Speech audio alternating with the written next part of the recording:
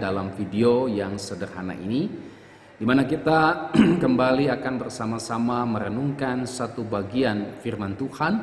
Namun sebelumnya saya mengajak Bapak Ibu Saudara untuk berdoa memohon bimbingan Tuhan. Mari kita berdoa.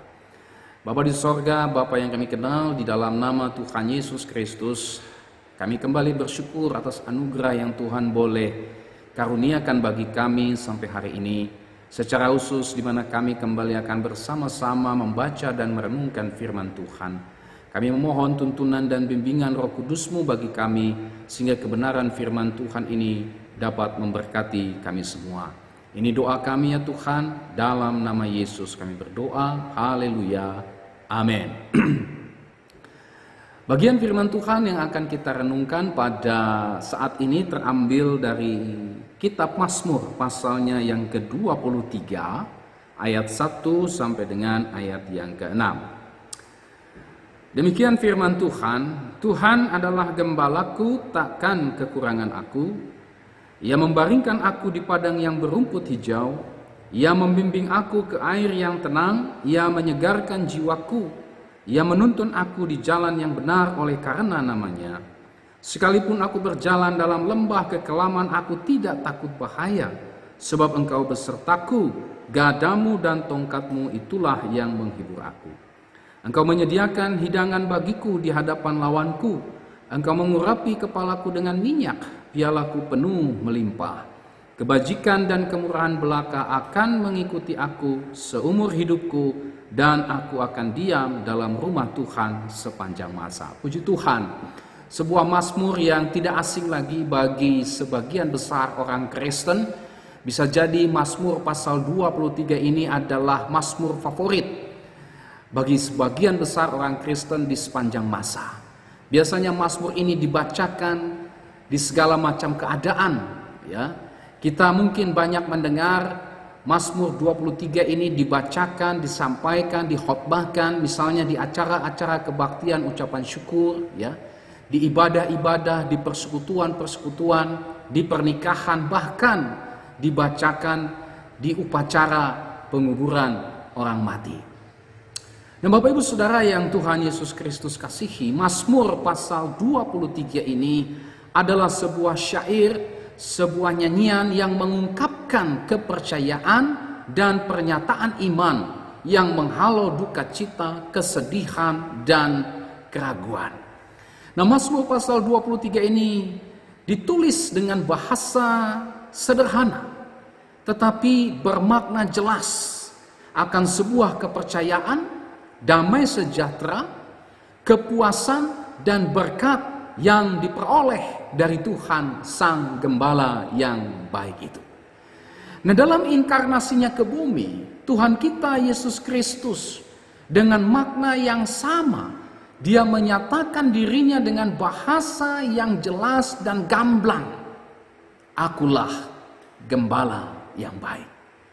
Dicatat di dalam Injil Yohanes pasal 10 ayatnya yang ke-11. Sehingga dengan demikian Bapak Ibu Saudara yang Tuhan Yesus Kristus kasihi, Tuhan Sang Gembala yang dikenal oleh Daud, yang dia tuliskan di dalam Mazmur pasal 23 ini adalah Tuhan yang juga kita kenal di dalam diri Tuhan Yesus Kristus. Luar biasa. Nah, Mazmur 23 ini sendiri ditulis oleh Daud. Siapa Daud? Ya, kita pasti tahu kisahnya bahwa Daud ini adalah seorang gembala sejak masa mudanya. Dia biasa menggembalakan kambing dan domba ayahnya. Ya, setiap hari dia punya pekerjaan untuk menggembalakan domba-domba ayahnya, ya. Dan tentu saja sebagai seorang gembala, Daud tahu persis bagaimana memberi makan domba-dombanya. bagaimana mengobati domba-dombanya yang terluka, ya, dan sakit. Kita membaca di Alkitab bahwa kadangkala domba-domba itu diserang oleh beruang, diserang oleh singa, tapi Daud mengejarnya. Daud merampas domba itu dari mulut beruang dan singa itu, dan ketika beruang dan singa itu berbalik menyerang dia, Daud tidak gentar, bahkan Daud membunuh singa dan beruang itu. Dan domba yang nyaris diterkam, yang nyaris dimakan oleh beruang dan singa itu, Daud obati luka-lukanya. Daud obati rasa sakit yang dialami oleh domba-dombanya, ya. Ini tugas sebagai seorang gembala, ya. Dan bagaimana juga seorang gembala, dia tahu persis memberikan apa yang terbaik bagi domba-dombanya. Seorang gembala memastikan bagaimana supaya domba-dombanya ini tetap terpelihara dengan baik. Nah, dari profesinya, dari pekerjaannya sebagai gembala inilah Daud menggambarkan Tuhan sebagai gembalanya. Ini sebuah gambaran yang tidak sulit dipahami karena ada hubungannya dengan pekerjaan Daud sebagai gembala, dan juga tugas pekerjaan sebagai gembala pada waktu itu adalah sebuah pekerjaan yang umum, ya, yang banyak dikerjakan oleh masyarakat Israel pada waktu itu. Nah, gambaran Tuhan sebagai gembala ini nampak dengan jelas di dalam seluruh pengalaman hidupnya yang dia tuangkan, ya, yang dia tulis di dalam Mazmur pasal 23 ini. Nah, hari ini kita akan melihat bersama-sama bagian firman Tuhan yang berbicara tentang bagaimana Tuhan digambarkan sebagai gembala. Ya, ada dua hal yang akan kita coba lihat bersama-sama. Yang pertama adalah kita akan melihat bagaimana bukti nyata bahwa Tuhan itu adalah gembala yang baik. Atau dengan kata lain, bagaimana kita bisa melihat bukti-bukti penggembalaan Tuhan itu atas domba-dombanya. Dan yang kedua, kita akan melihat bagaimana sesungguhnya ciri atau bukti konkret dari domba yang sedia untuk digembalakan itu. Nah, mari kita lihat yang pertama. Bagian yang pertama, kita akan melihat tentang bagaimana bukti bahwa Tuhan itu adalah gembala yang baik. Seperti apa penggembalaan yang Tuhan kerjakan bagi kita yang adalah domba-dombanya. Nah, Bapak Ibu Saudara yang Tuhan Yesus Kristus kasihi, di dalam Mazmur ini kita menemukan bukti-bukti bahwa Tuhan adalah gembala yang baik. Kita bisa melihat dengan jelas bagaimana penggembalaan Tuhan dinyatakan dengan terang benderang kepada kita selaku domba-dombanya.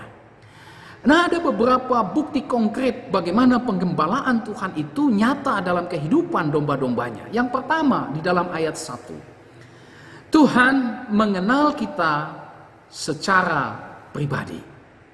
Perhatikan kalimat Tuhan adalah gembalaku di dalam ayatnya yang pertama.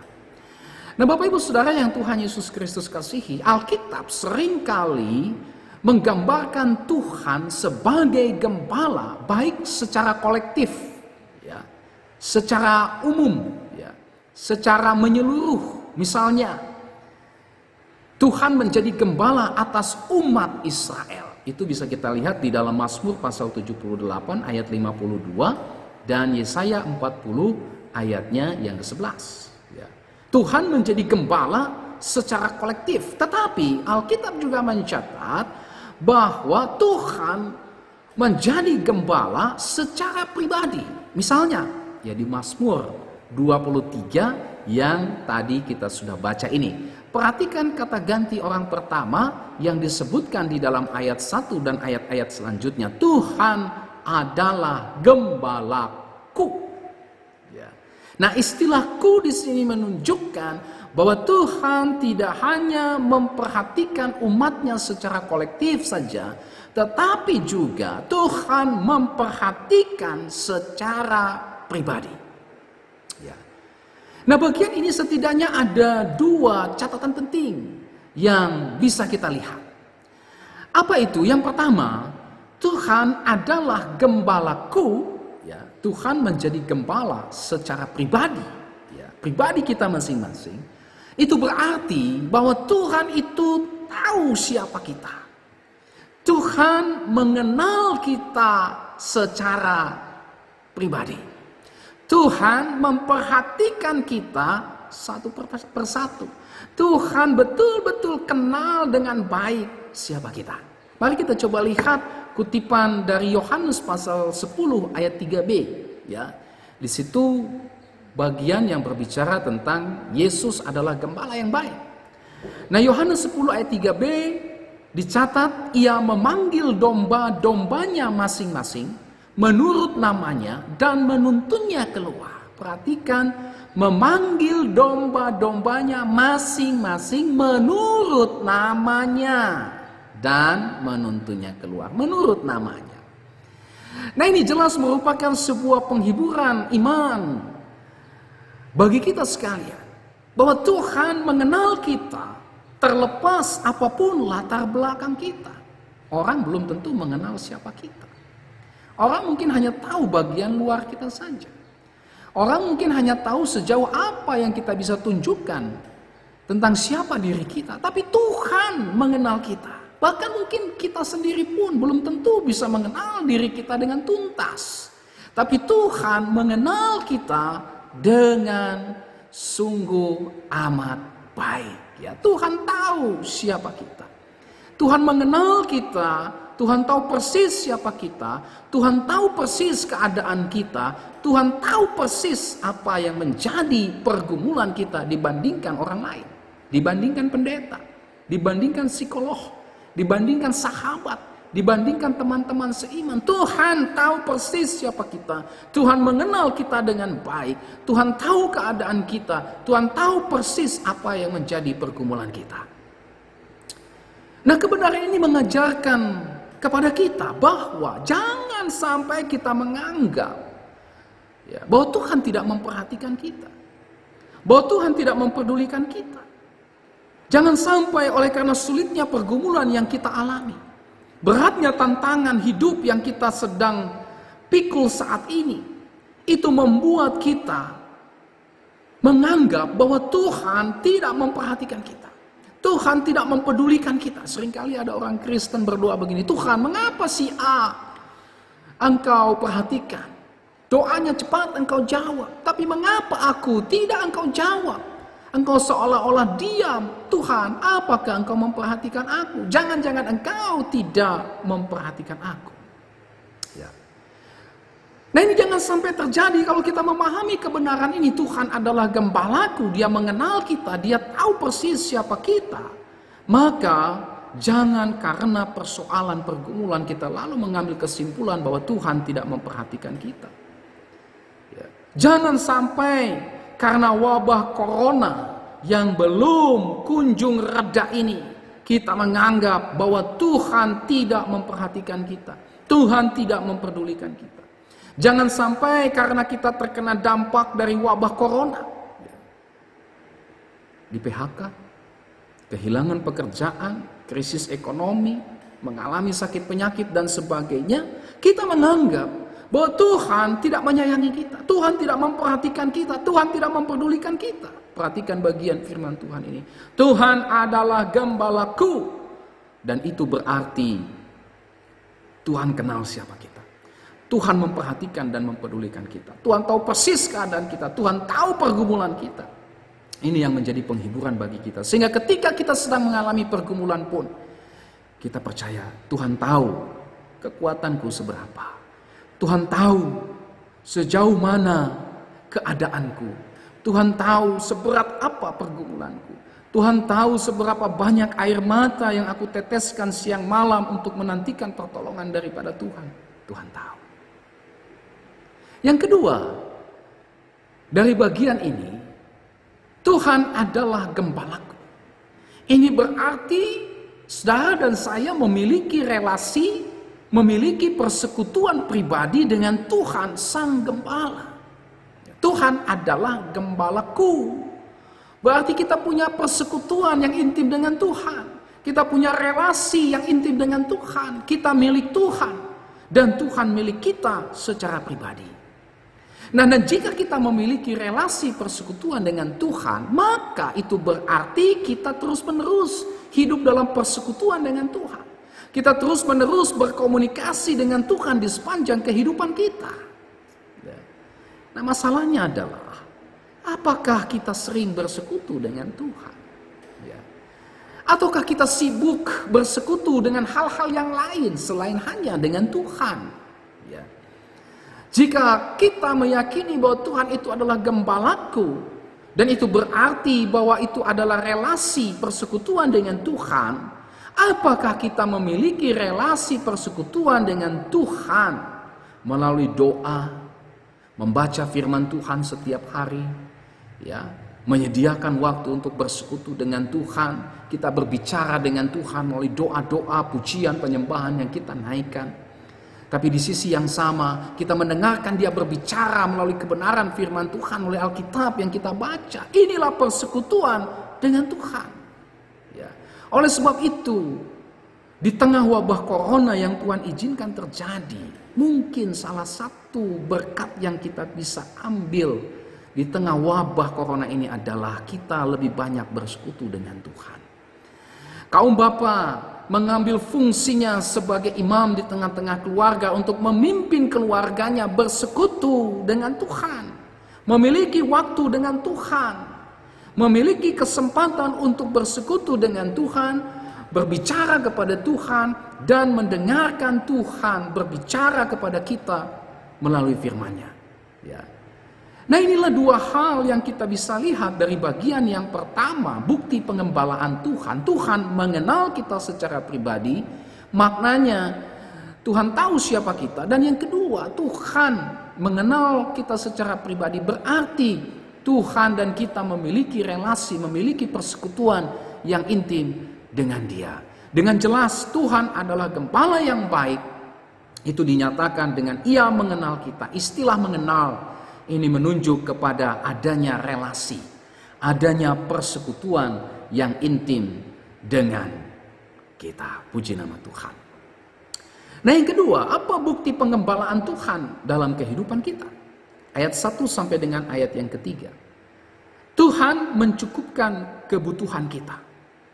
Tuhan adalah gembalaku, takkan kekurangan aku. Lalu dalam ayat 2 sampai dengan ayat 3 dijelaskan bagaimana pengembalaan Tuhan yang dinyatakan dengan mencukupkan kebutuhan kita.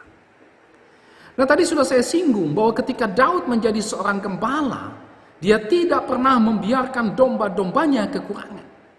Itu sebabnya Daud memastikan kebutuhan domba-dombanya terpenuhi.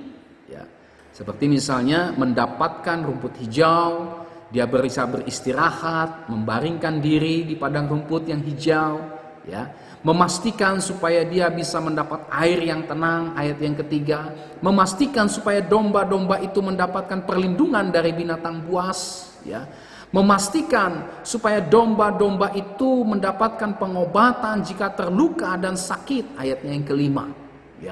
Nah, hal yang sama juga ini dilakukan oleh para gembala lain pada waktu itu.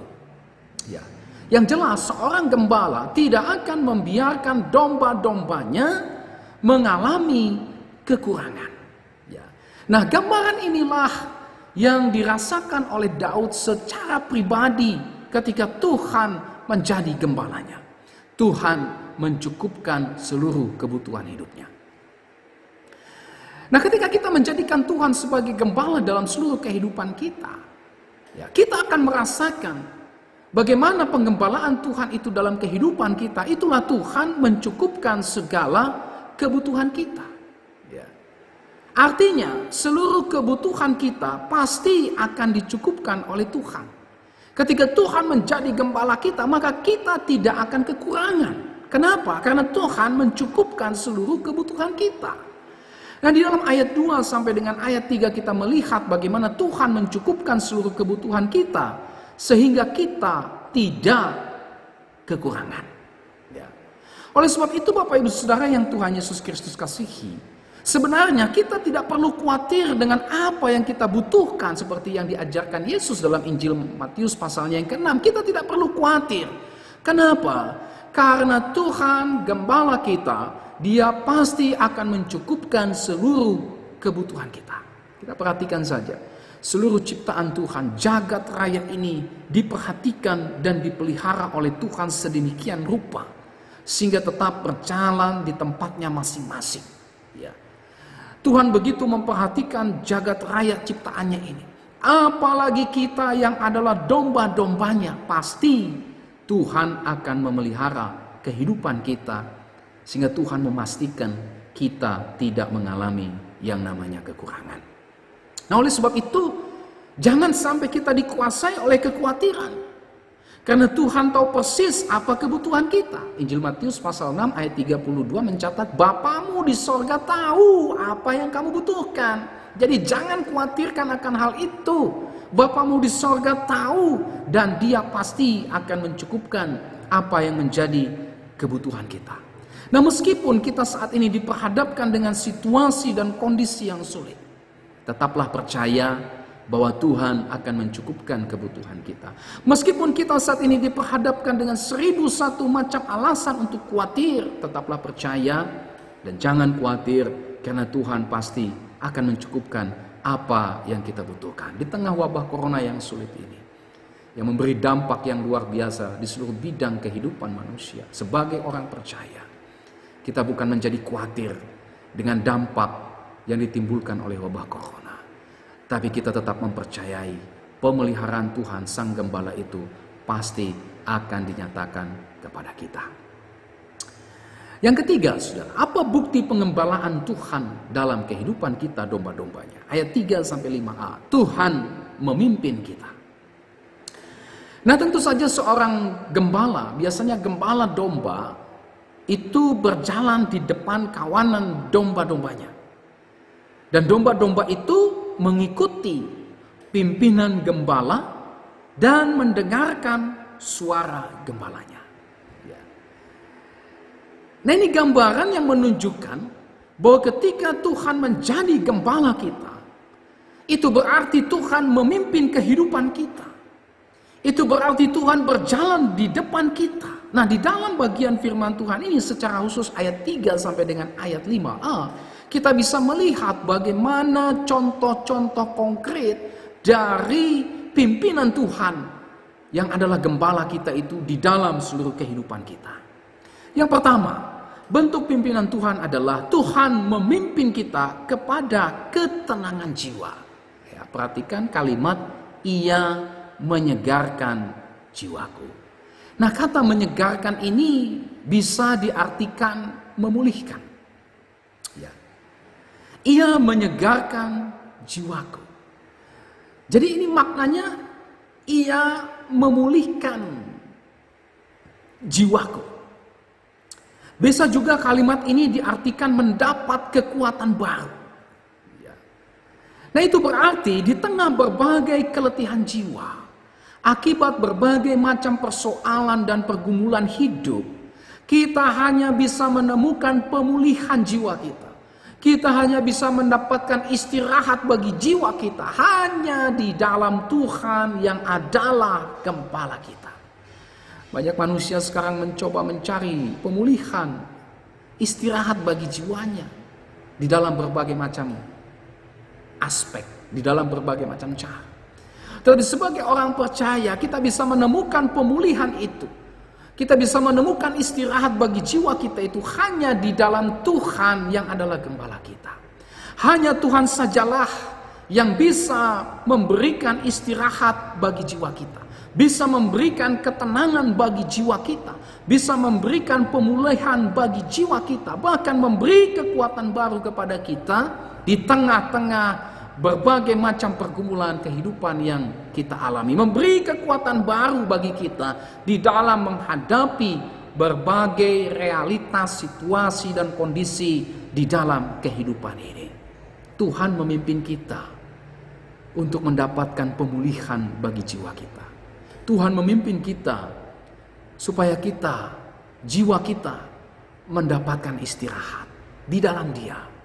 Tuhan memimpin kita supaya jiwa kita yang sudah letih lesu ini, berbeban berat ini, mendapat kekuatan yang baru untuk kita terus berjalan menghadapi berbagai macam realitas kehidupan yang terjadi dalam kehidupan kita. Oleh sebab itu, wabah corona yang telah menyebabkan banyak orang mengalami keletihan secara psikis, hanya Yesus Kristus sajalah yang dapat memulihkan keletihan jiwa Bapak Ibu Saudara. Hanya di dalam Yesus Kristuslah Bapak Ibu Saudara mendapatkan istirahat bagi jiwa Bapak Ibu Saudara. Hanya di dalam pribadi Yesus Kristus sajalah maka Bapak Ibu Saudara mendapat kekuatan baru di dalam menghadapi realitas kehidupan ini, secara khusus di tengah-tengah wabah corona ini. Oleh sebab itu, maukah Bapak Ibu Saudara menjadikan Dia sebagai gembala di dalam kehidupan Bapak Ibu Saudara? Buka hatimu, Tuhan, aku mau tinggalkan segala sesuatu yang selama ini aku pikir bisa mendapatkan ketenangan bagi jiwaku. Hanya Yesus Kristus yang bisa membawa pemulihan bagi jiwa kita, ketenangan bagi jiwa kita. Oleh sebab itu, percayakan hidup kita seluruhnya kepada Tuhan. Jadikan Dia gembala di dalam seluruh kehidupan kita. Yang kedua, saudara, bentuk pimpinan Tuhan yang kedua adalah Tuhan memimpin kita di jalan yang benar. Tadi yang pertama, Tuhan memimpin kita kepada kesegaran jiwa. Yang kedua, Tuhan memimpin kita di jalan yang benar. Perhatikan kalimat, Ia menuntun aku di jalan yang benar oleh karena namanya. Nah, Bapak Ibu Saudara yang Tuhan Yesus Kristus kasih, domba adalah binatang yang mudah sekali tersesat. Nah, mengapa kita digambarkan sebagai domba? Karena kita pun punya potensi untuk tersesat di tengah-tengah dunia ini. Oleh sebab itu, kita sangat memerlukan pertolongan Tuhan. Kita sangat membutuhkan gembala yang bisa membawa kita keluar dari kesesatan dan menuntun kita di jalan yang benar oleh karena namanya. Nah, saat ini ada banyak sekali tawaran-tawaran yang menawarkan kepada kita sesuatu yang kelihatan baik, sesuatu yang kelihatan indah, sesuatu yang kelihatan menjanjikan, sesuatu yang kelihatannya bisa memberikan penghiburan bagi jiwa kita. Tetapi ternyata itu semua meleset, tetapi itu semua palsu dan penuh dengan tipu muslihat. Oleh sebab itu kita membutuhkan gembala yang sejati. Kita membutuhkan Tuhan yang adalah gembala yang sejati itu, yang bisa menuntun kita di jalan yang benar oleh karena namanya. Perhatikan kata oleh karena namanya. Apa maksudnya oleh karena namanya? Ya, Tuhan menuntun kita di jalan yang benar oleh karena namanya. Maksudnya adalah tuntunan, pimpinan Tuhan itu adalah yang terutama. Ya, kita dituntun oleh Tuhan, kita dibimbing oleh Tuhan, itulah yang menjadi dasar. Ya, oleh karena namanya, menunjukkan bahwa tuntunan atau pimpinan Tuhan itu bukan terletak kepada pimpinan, kepentingan, kehendak kita sendiri, tapi terletak kepada pimpinan, kepentingan, dan kehendak Tuhan saja. Betapa banyak orang yang sekarang mengklaim, saya dipimpin Tuhan untuk melakukan ini dan itu, tapi semuanya meleset, sudah. Kenapa? Karena orientasinya bukan oleh karena nama Tuhan, tapi oleh karena popularitas, oleh karena ingin terkenal, oleh karena uang, oleh karena materi dan sebagainya. Ketika kita memahami dengan benar oleh karena namanya, berarti bukan karena kepentingan kita, tapi semata-mata oleh karena kepentingan, pimpinan atau kehendak Tuhan saja. Oleh sebab itu kita harus belajar untuk bergumul dengan sungguh-sungguh mengetahui kehendak Tuhan. Kita harus bergumul untuk bisa tahu pimpinan Tuhan secara khusus atas hidup kita. Kenapa? Karena kita ini adalah milik Tuhan. Ya. Jangan biarkan kita terperdaya dengan berbagai macam gembala-gembala palsu. Ya. Para penyesat. Ya. Orang-orang yang mengklaim diutus dari Tuhan, tapi sebenarnya bukan pimpinan Tuhan yang terjadi. Justru hanya pimpinan kepentingan kehendak dan manusia saja. Jangan sampai kita terpancing, kita harus kembali mencari kehendak Tuhan, pimpinan Tuhan dengan sungguh-sungguh. Di mana? Di dalam Alkitab. Ya. Berilah waktu kita untuk berdoa, membaca, merenungkan dan menyelidiki Alkitab, karena disitulah kita bisa menemukan pimpinan Tuhan, kehendak Tuhan di dalam seluruh kehidupan kita. Yang ketiga, saudara, Tuhan memimpin kita. Tadi yang pertama, Tuhan memimpin kepada kesegaran jiwa. Yang kedua, Tuhan memimpin kita jalan yang benar. Yang ketiga, Tuhan menyertai dalam lembah kekelaman. Sekalipun aku berjalan dalam lembah kekelaman, aku tidak takut bahaya, sebab Engkau besertaku. Gadamu dan tongkatmu itulah yang menghibur aku. Nah, istilah kekelaman ini adalah suatu lembah yang harus dilewati oleh gembala dan domba-dombanya. Bisa saja lembah itu rumputnya hijau, bisa saja di lembah itu airnya tenang, tetapi kadang-kadang karena itu lembah sehingga tidak mendapatkan sinar matahari, sehingga lembah itu gelap, ya, karena tidak mendapat cukup sinar matahari. Bahkan di lembah itu bisa saja binatang buas mengintai dan siap untuk menerkam atau memangsa domba-domba yang melewati lembah itu. Nah, ini adalah sebuah gambaran. Dalam kehidupan kita di dunia ini, kita juga mungkin mengalami lembah kekelaman di dalam kehidupan kita. Ada saat-saat bagi kita mengalami situasi yang berbahaya dalam kehidupan kita. Apa saja? Secara umum, bisa saja wabah corona ini menjadi lembah kekelaman bagi kita saat ini. Ada bahaya yang mengancam. Ada oknum-oknum yang bisa menyesatkan iman percaya kita. Ada oknum-oknum yang berusaha untuk mengalihkan perhatian kita dari Tuhan. Oleh sebab itu, disinilah kita melihat bagaimana pimpinan Tuhan sebagai bagian dari pengembalaannya kepada kita dinyatakan. Tuhan menyertai kita. Tuhan beserta dengan kita menghadapi dan melewati saat-saat seperti itu. Melewati lembah kekelaman. Perhatikan kata, gadamu dan tongkatmu itulah yang menghibur aku. Nah, gada dan tongkat ini seringkali digunakan oleh seorang gembala untuk melindungi domba-dombanya. Ada dua tongkat, satu yang disebut gada. Nah, gada itu apa? Gada itu adalah sebuah tongkat yang lebih pendek, yang biasanya digunakan untuk menghalau atau mengusir binatang buas yang berusaha untuk menerkam domba. Bisa juga dipakai untuk menghitung domba-domba ketika akan masuk ke kandang atau ketika keluar dari kandang. Biasanya tongkatnya itu dipakai dengan cara menyentuhkannya kepada domba 1, 2, 3 dan seterusnya. Bisa juga dipakai untuk membabat atau menghalau tanaman berduri, tanaman beracun sehingga domba-domba bisa lewat. Itu gada. Yang kedua, tongkat. Nah, ini beda dengan gada. Tongkat ini agak sedikit panjang tapi ujungnya melengkung. Apa gunanya? Gunanya ini adalah untuk kalau domba itu jatuh ke jurang, di pinggir jurang, gembala bisa menjangkaunya untuk menariknya kembali, menyelamatkannya. Bisa juga untuk mengaitkan domba itu kalau jalannya menyimpang. Itu fungsi tongkat yang kedua yang ujungnya berbentuk lengkungan. Nah, gambaran ini menjadi sebuah penghiburan bagi Daud.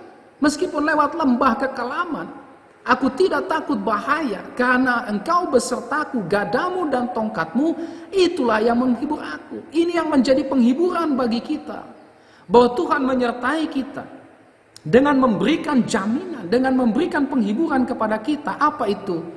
Tidak ada situasi yang sulit dan penuh penderitaan yang memisahkan kita dari penyertaan Tuhan.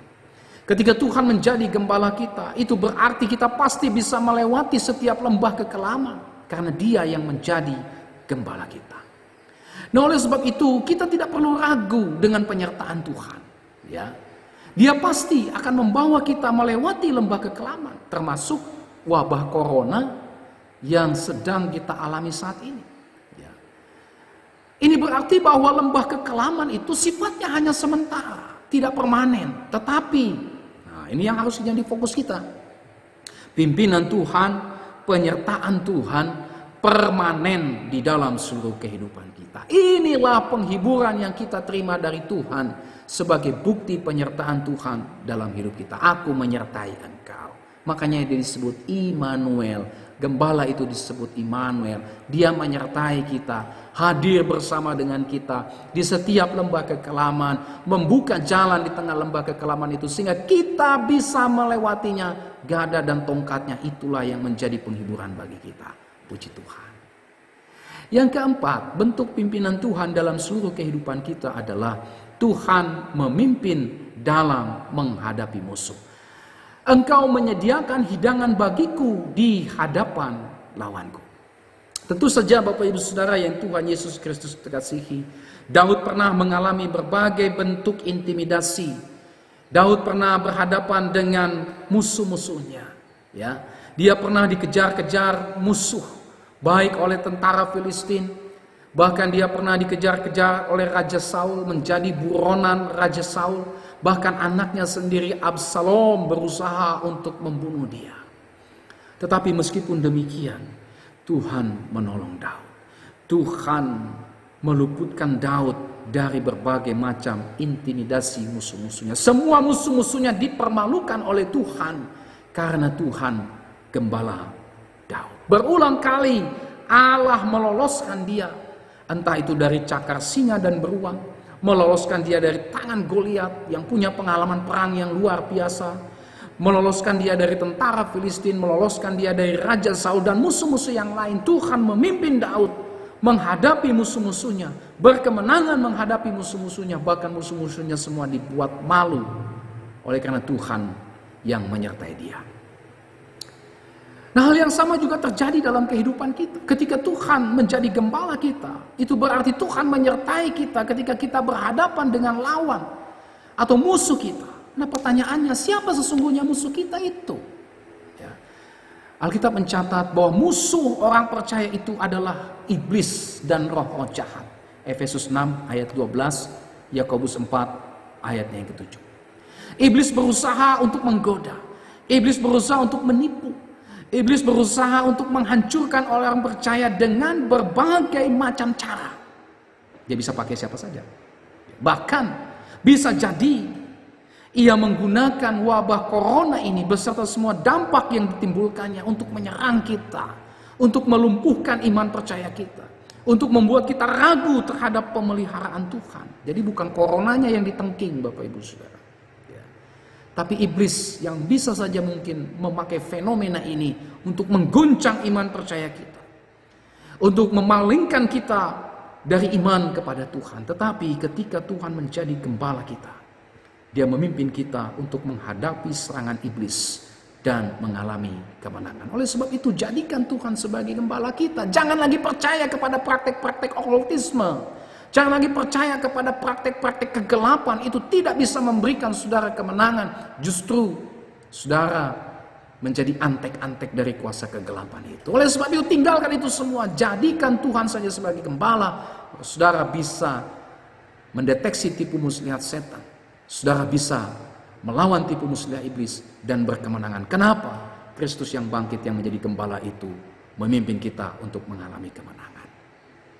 Nah, inilah 4 bukti daripada pimpinan Tuhan sebagai bagian dari penggembalaan Tuhan. Bukti yang keempat dari penggembalaan Tuhan dalam kehidupan kita, ayat 5b, Tuhan mengaruniakan sukacita. Ya.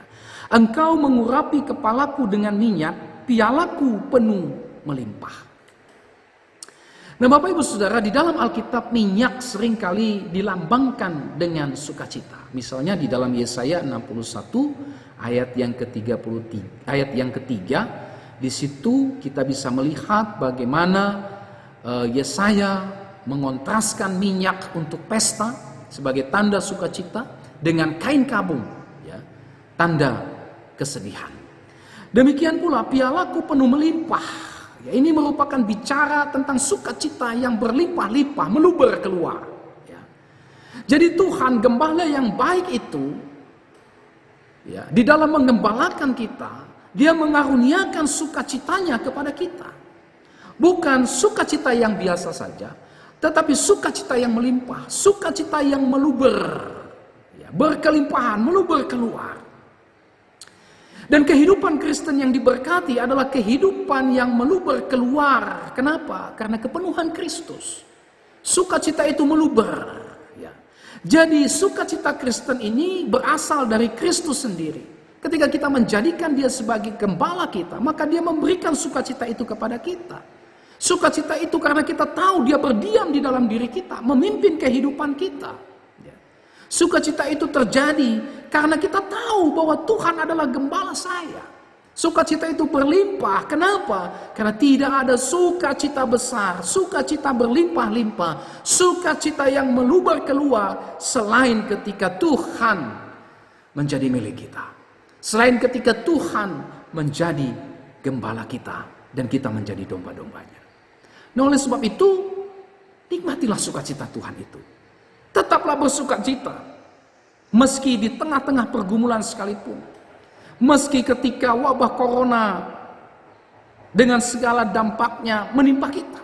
Kita tahu bahwa pergumulan ini akan segera berlalu, tidak permanen. Kita tahu bahwa seluruh pergumulan ini ada dalam kontrol Tuhan. Kita tahu bahwa Tuhan gembala kita itu tetap memberikan kita kekuatan. Dia hadir menyertai kita. Itulah sukacita kita. Hadirnya Tuhan di dalam kehidupan kita dan menjadi gembala kita membawa sukacita yang berlimpah-limpah. Adakah saudara bersukacita hari ini?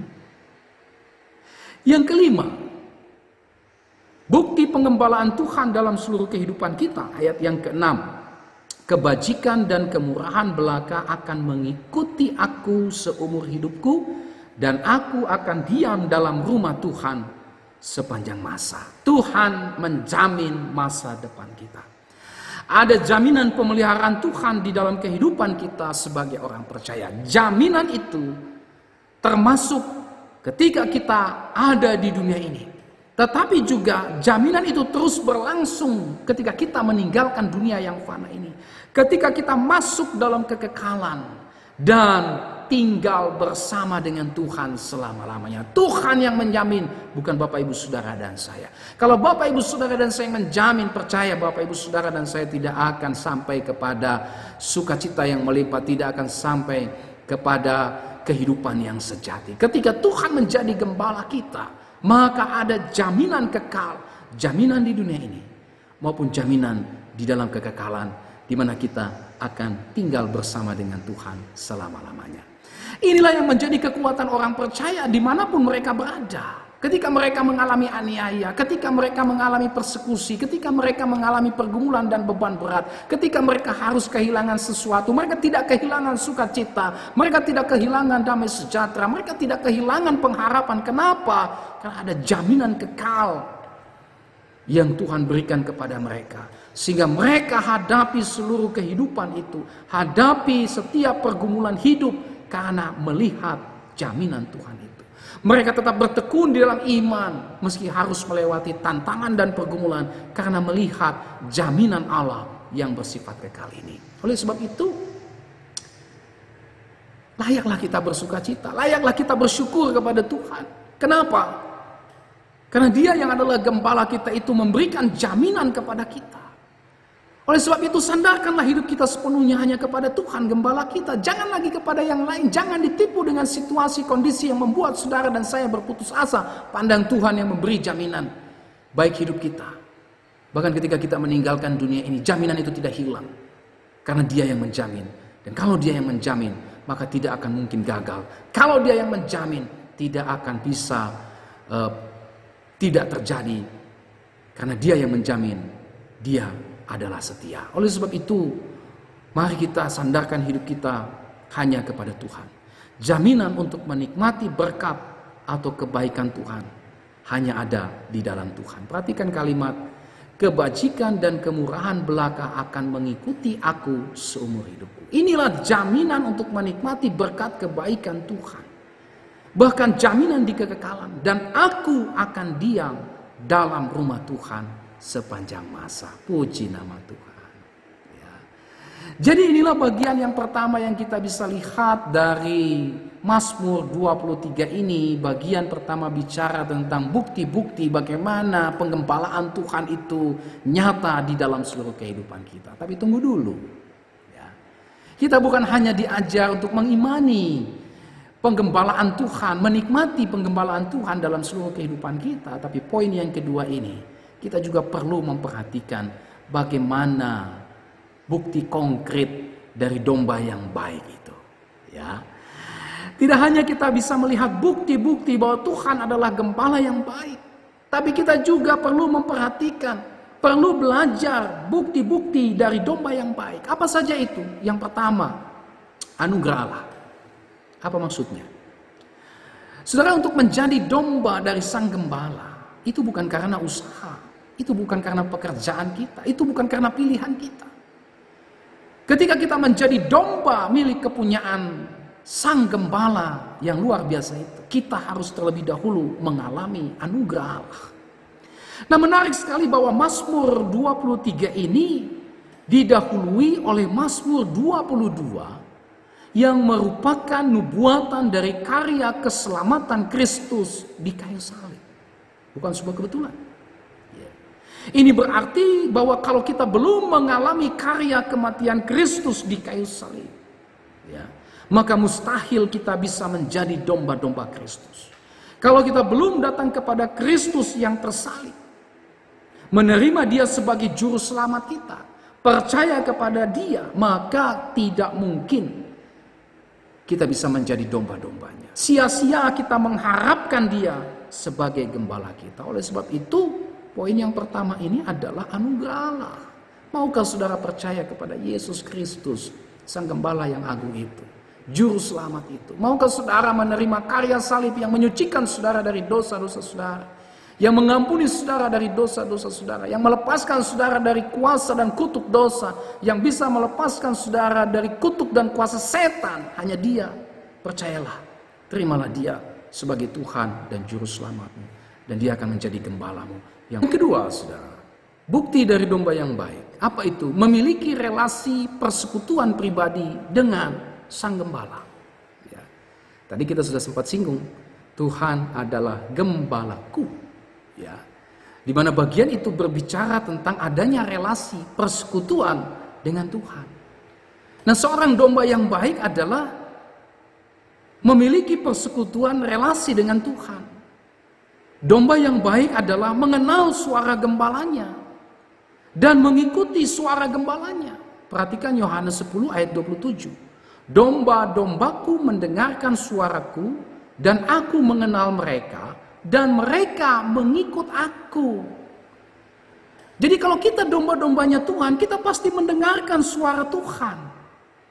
Kita mengenal suara Tuhan dan mengikuti suara Tuhan. Kita tidak akan terjebak, tertipu dengan suara-suara yang mengaku suara dari Tuhan. Kita tidak akan mudah tertipu dengan klaim-klaim yang mengatakan bahwa ini suara Tuhan. Tunggu dulu, kalau kita punya relasi persekutuan pribadi dengan Tuhan, membaca firman-Nya dengan sungguh-sungguh, dengan penuh akal budi pengertian di bawah bimbingan Roh Kudus, saudara tidak akan pernah ditipu oleh klaim-klaim yang mengatasnamakan suara Tuhan. Ini domba yang baik. Domba yang baik itu kenal mana suara Tuhan, mana suara setan, mana suara manusia, mana suara diri sendiri. Ya.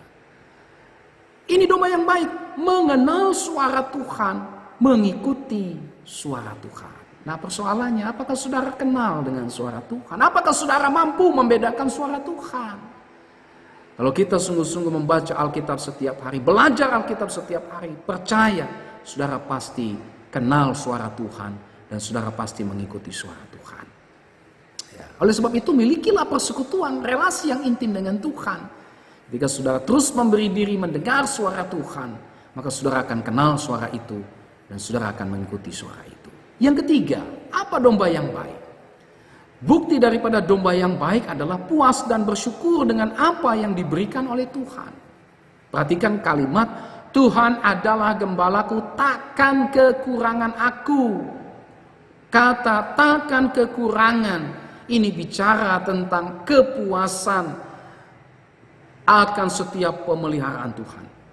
Dia puas dia bersyukur, dia memuji Tuhan dengan apa yang Tuhan berikan kepada dia. Ini juga harus menjadi bagian bagi kita. Ya, jangan terbiasa membandingkan hidup kita dengan orang lain. Bersyukurlah dengan apa yang Tuhan berikan kepada kita. Puaslah dengan apa yang Tuhan berikan kepada kita. Maka kita akan bisa berkata, Tuhan adalah gembalaku, takkan kekurangan aku. Nah, kalau kita tidak merasa puas, kita tidak bisa bersyukur dengan berkat pemeliharaan Tuhan, maka hati-hati. Ya, bisa jadi kita ini masih dikuasai oleh ketamakan. Bisa jadi kita ini masih dikuasai oleh cinta uang. Nah, saya sangat prihatin sekali. Di tengah wabah corona ini, ketika pemerintah konsentrasi untuk membantu orang-orang yang betul-betul tidak mampu, orang-orang yang betul-betul miskin, tapi masih saja ada orang yang sebetulnya mampu, yang masih punya uang banyak, inventaris di mana-mana, ya, kekayaannya di mana-mana, tapi tega mengambil bagian yang seharusnya untuk mereka yang tidak mampu. Saya harap orang Kristen tidak ada yang seperti itu. Ya, itu berarti kalau ada orang Kristen yang seperti itu berarti dia masih tamak. Itu berarti dia masih cinta dengan yang namanya materi. Dan itu berarti dia tidak pernah merasakan kepuasan akan berkat yang Tuhan berikan kepada dia. Oleh sebab itu perhatikan firman Tuhan ini baik-baik. Pengkhotbah pasal 5 ayat 9. Siapa mencintai uang tidak akan puas dengan uang, dan siapa mencintai kekayaan tidak akan puas dengan penghasilannya. Oleh sebab itu, syukuri apa yang Tuhan karuniakan kepada kita. Pemeliharaan Tuhan itu cukup bagi kita. Oleh sebab itu, bersukacitalah. Oleh sebab itu, nikmatilah. Oleh sebab itu, ucap syukurlah. Maka kita akan berkata seperti pemazmur berkata, Tuhan adalah gembalaku, takkan kekurangan aku.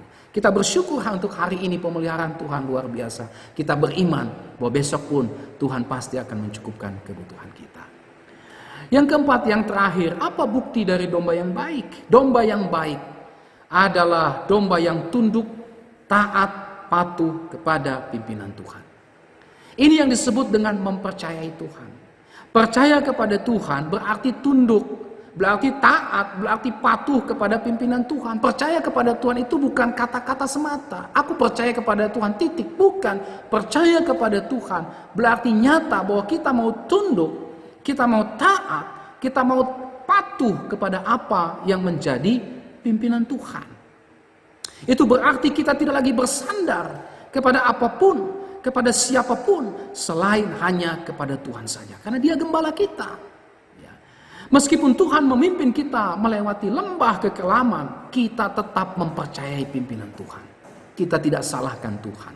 Kita tidak bersungut-sungut dengan keadaan. Di dalam lembah kekelaman pun kita mempercayai pimpinan Tuhan. Itu yang disebut dengan tunduk, patuh, taat kepada pimpinan Tuhan. Dan jika kita tunduk, jika kita patuh, jika kita taat kepada pimpinan Tuhan, maka bisa dipastikan kita akan menikmati indahnya persekutuan dengan Tuhan. Kita akan menikmati pemeliharaan Tuhan. Dan yang paling penting, kita akan menikmati kehadiran Tuhan yang begitu nyata di dalam seluruh kehidupan kita. Sehingga situasi dan kondisi boleh bergejolak, tetapi hati kita tetap tentram. Hati kita tetap penuh sukacita. Hati kita tetap penuh damai sejahtera. Kenapa? Orang lain mungkin tidak ada di samping kita, tapi Dia gembala yang agung itu. Kristus yang hidup itu ada bersama dengan kita. Oleh sebab itu, percayakanlah hidup kita kepada Tuhan. Tunduklah, taatlah, patuhlah. Karena pimpinan Tuhan tidak pernah salah. Karena pimpinan Tuhan tidak membawa kepada kecelakaan. Tapi pimpinan Tuhan selalu membawa kepada kehidupan yang berkelimpahan. Inilah seluruh renungan firman Tuhan dari Mazmur pasal 23 ini. Pesan firman Tuhan ini adalah, mari kita jadikan Tuhan sebagai gembala kita. Jangan jadikan yang lain sebagai gembala kita. Semuanya tidak bisa memberi jaminan. Hanya Tuhan yang bisa memberi jaminan. Hanya Tuhan yang bisa mengembalakan kita. Dan marilah kita menjadi domba-domba Tuhan yang tunduk, yang patuh, yang taat, yang selalu memberi diri kepada penggembalaan Tuhan. Yang selalu memberi diri untuk dibaharui, dikoreksi, didisiplinkan, ditertibkan, dibaharui oleh Tuhan. Maka Apa yang menjadi pengalaman iman Daud tentu akan menjadi pengalaman kita sebagai orang-orang yang percaya. Tuhan Yesus memberkati kita dengan firman-Nya. Mari kita berdoa. Bapa, terima kasih. Tuhan, tidak ada penghiburan yang sejati selain dari kebenaran firman Tuhan. Hari ini kami dikuatkan, meski badai bergoncang di sekitar kami ya Tuhan. Tetapi kami tahu Tuhan ada bersama dengan kami. Tuhan berkuasa atas badai ini dan Tuhan pasti akan memimpin kami melewati badai atau lembah kekelaman ini. Karena Engkau adalah gembala kami. Oleh sebab itu kami mau belajar juga untuk tunduk menjadi domba-domba Tuhan yang patuh, taat, dan tunduk kepada pimpinan dan arahan Tuhan. Tolong kami ya Tuhan.